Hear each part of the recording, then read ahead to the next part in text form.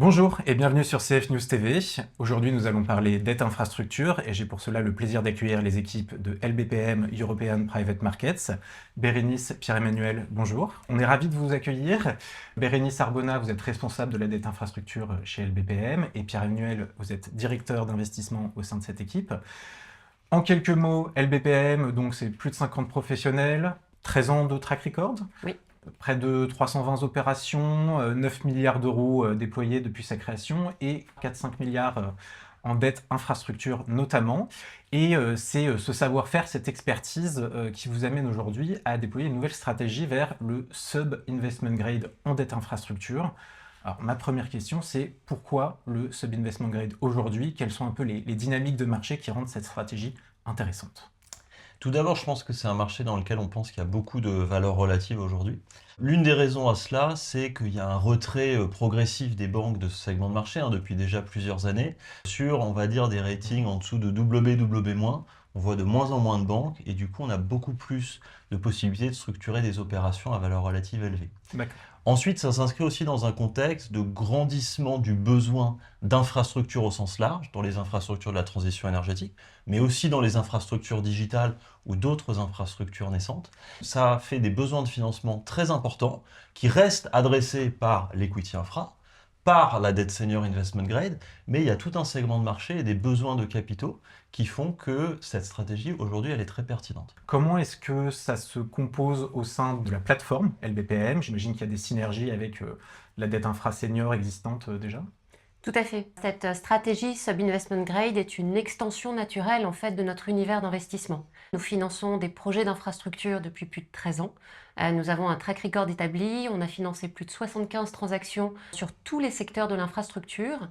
Et le fait de proposer aujourd'hui cette stratégie sur le Sub-Investment Grade, il s'agit vraiment d'une continuité naturelle de notre univers d'investissement pour enrichir notre offre auprès des investisseurs institutionnels et afin qu'à la fois les émetteurs et les investisseurs institutionnels puissent voir en LBPAM une solution one-stop shop sur la dette infrastructure pour couvrir l'intégralité des profils de risque sur de la dette infra. Donc j'imagine qu'il y a un intérêt aussi pour vos LPs historiques comme pour de nouveaux arrivants. Tout à fait.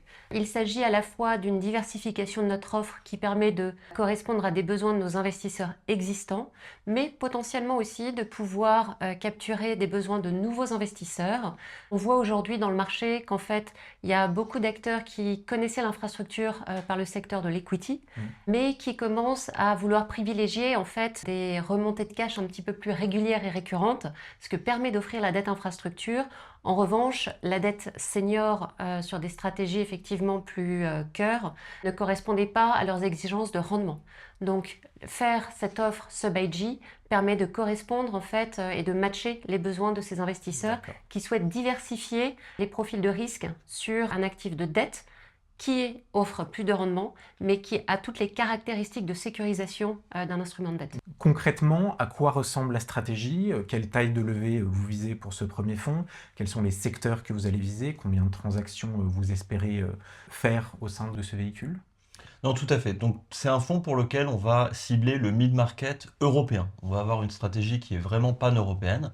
On va aller chercher de la diversification en, on va dire, utilisant le réseau d'origination historique de l'équipe et de chacun des membres de l'équipe à travers toute l'Europe. Et la deuxième source de diversification, ça va être la diversification sectorielle.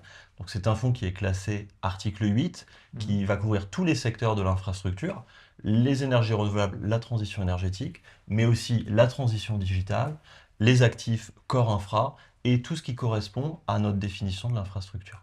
Est-ce que vous vous intéressez à des club deals? Est-ce que vous voulez être solo lender? Comment est-ce que vous approchez la construction du portefeuille?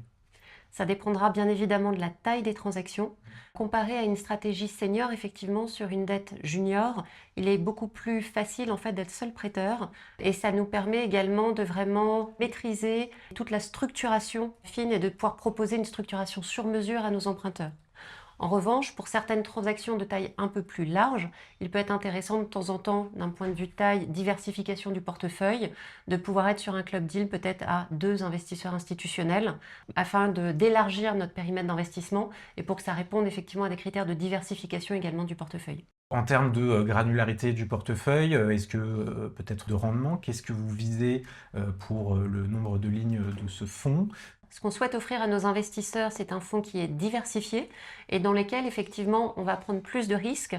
Et donc, du coup, on va vouloir qu'il y ait une très bonne granularité sur le portefeuille pour que les investisseurs, effectivement, ne soient pas surexposés sur une seule ligne. Pour ce fonds, nous allons viser de 15 à 20 lignes pour notre portefeuille. En termes de taille du fonds, on va rester sur un fonds qui est cohérent par rapport au marché qu'on veut viser, qui est le marché du mid-market. Et sur les objectifs de rendement, notre objectif, c'est effectivement de pouvoir offrir une prime d'illiquidité et ce premium de complexité à nos investisseurs qui offrira cette prime par rapport au marché liquide. Et donc, on reste dans l'univers effectivement du high single digit. Alors peut-être, juste pour revenir un peu sur le marché en lui-même, aujourd'hui c'est concurrentiel le high yield, parce que c'est vrai qu'il y a plusieurs fonds de dette infrastructure qui se sont lancés ces dernières années, d'autres encore récemment. Aujourd'hui, est-ce que vous voyez une profondeur de marché assez importante en Europe pour justement déployer? Oui, totalement. C'est un marché qui s'est structuré ces dernières années, bien sûr. Je pense qu'on a aussi une diversité d'acteurs. On a très peu de banques dans ce segment de marché, donc on va être vraiment sur des asset managers spécialisés sur la dette infrastructure high yield.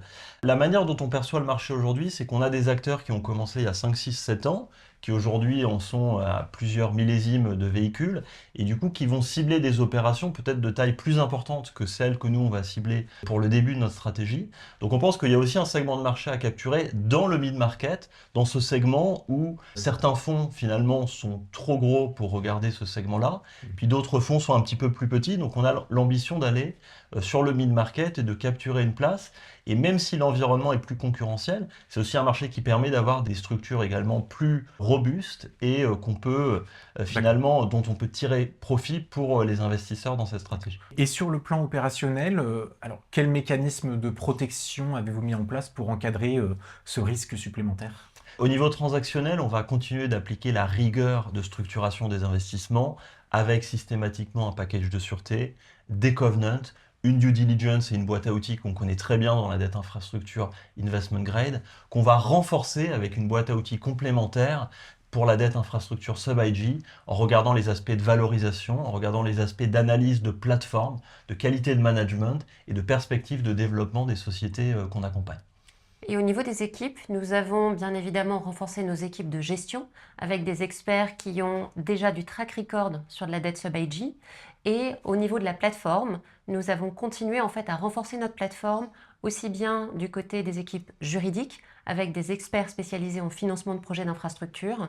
Nous avons renforcé notre équipe de gestion de portefeuille et notre équipe de risque pour accompagner cette extension effectivement et cette nouvelle activité. Bérénice, Pierre-Emmanuel, merci beaucoup pour ces éclairages. Merci de nous avoir suivis et à très bientôt sur CF News TV. Merci. Merci.